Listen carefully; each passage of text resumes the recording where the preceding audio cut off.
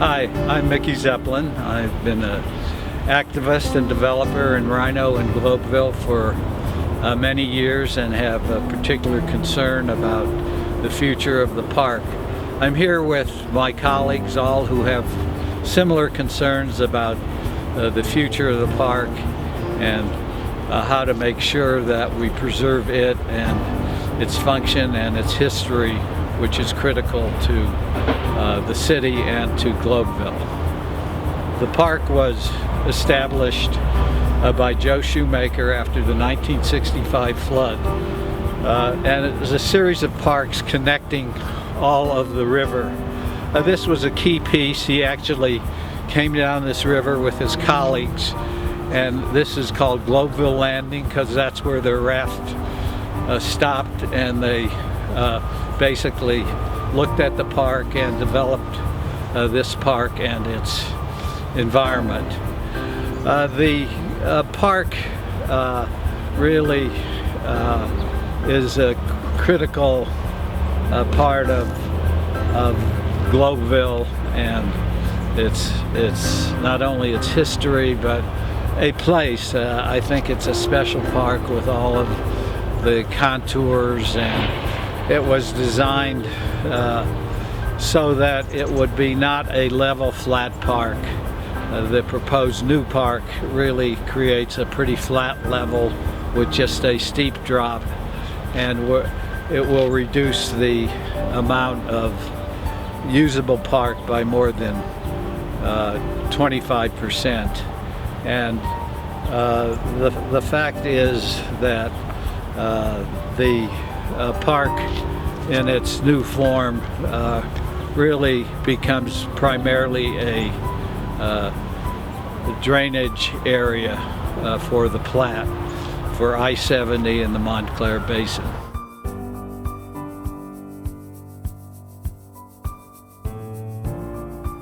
And I'm here to talk about today the drainage situation here in Globeville Park. Right behind me is a fairly large open canal that you can see, and up at the end there's a tunnel coming from under that road, and that is an outfall that goes into the South Platte River. This will handle about 1,000 CFS at maximum capacity.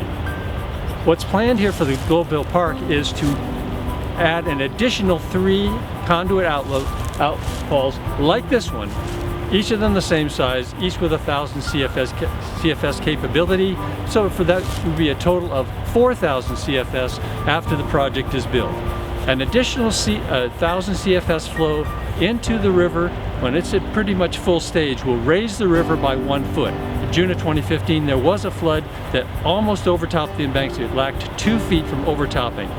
For each additional 1,000 CFS, it raises it 1 foot. We're going to put 3,000 CFS in it. It will be overtopping by 1 foot at 1,000 CFS. 1,000 CFS floods 1 acre of ground, 1 foot deep in 43 seconds. So if that flows for a day, you will be totally swamping Globeville. This is a bad idea for Globeville unless they have protection against that type of a scenario.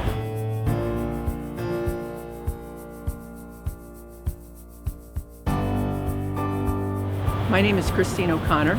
I live way upstream at the very beginning of this entire Montclair Basin that is going to exit into the South Platte at the very point we're standing right now. And I've been following this for several years.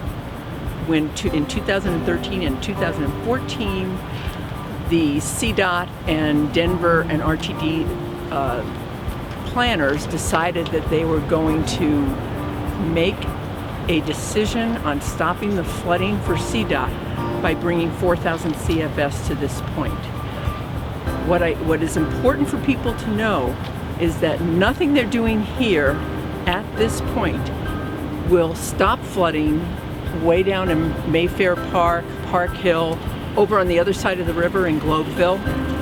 These are not designed to stop flooding in neighborhoods. This project is designed to stop the sheet of water from flowing north to I-70. This is a beautiful river basin.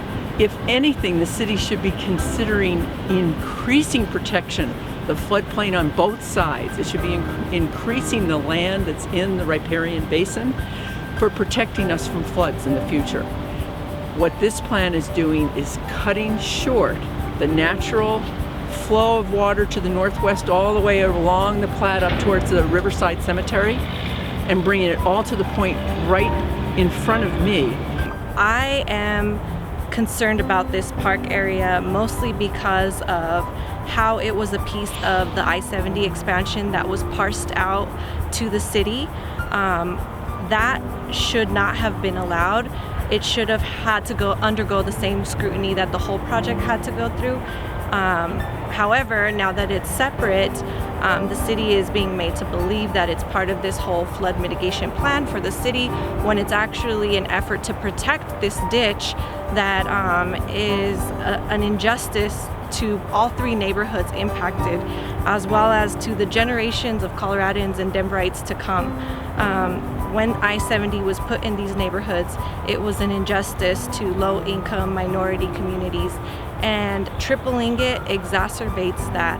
I'm severely concerned about the water quality after this. We live in a Superfund site. The Superfund site here has not been mitigated. It's been mitigated to industrial standards in some parts, which is less stringent than residential standards. And all of the water flowing here is going to be hazardous. And we know that this area of the Platte is already contaminated.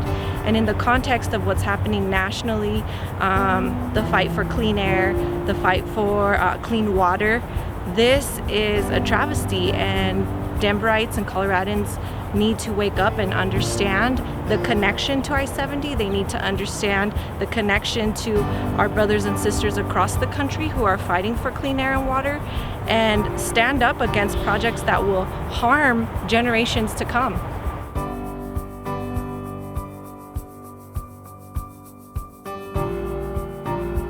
I'm here today just to discuss a little the issues that being on a Superfund site creates for an outfall of this kind. And they are really very simple. They're bad. Why? Because bringing a whole lot of high energy water for discharge in a flood to an area which has, underneath where I am standing and in back of where you're standing, a whole Superfund hazardous waste landfill.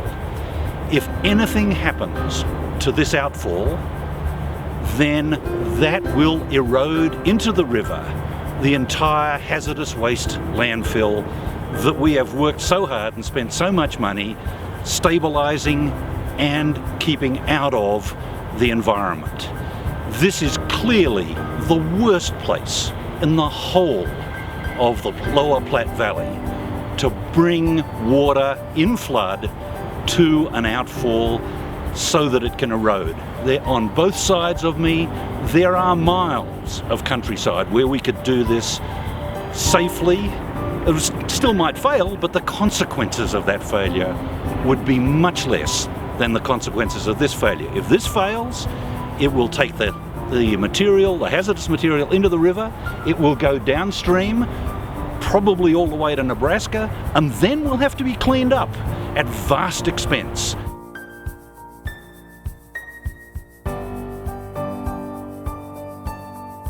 The reason I'm here today is to speak about some of the concerns that we have in reference to the Globeville project here.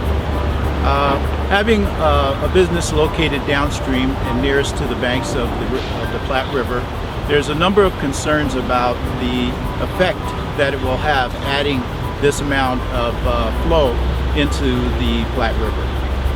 Down in our area there, we're on the north end of Globeville, and it's my understanding that we have only a 2-year event storm drainage capacity located in our area. This concerns us, not only from the standpoint that they are draining the Globeville landing through a Superfund site, but the fact that as it runs down to the river, the overspill into our area could be somewhat significant. We have businesses that run there, and this could make a very negative impact to our business in the area there. The other concern that I have is the way the City of Denver has approached this project. As we move forward on the Globeville Landing project, there has not been any specific studies other than the 2014 storm drainage master plan that was done that indicated a lot of the problems that we have in the Globeville area. Right now, our infrastructure can only handle a 2-year event. In addition to that, with the increased amount of water coming down the Platte River into our area, the chance for spillover is significant.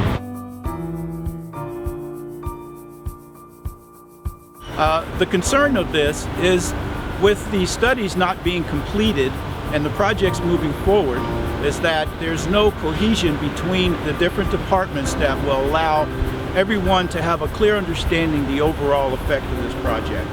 So therefore, we're not looking to stop the project completely at this point, but what we'd like them to do is hit the pause button, complete the studies, bring all these departments together. Let's have a cohesive understanding of exactly what's going to take place from this point all the way down to the county line of Denver, and then make correct decisions to do the job one time.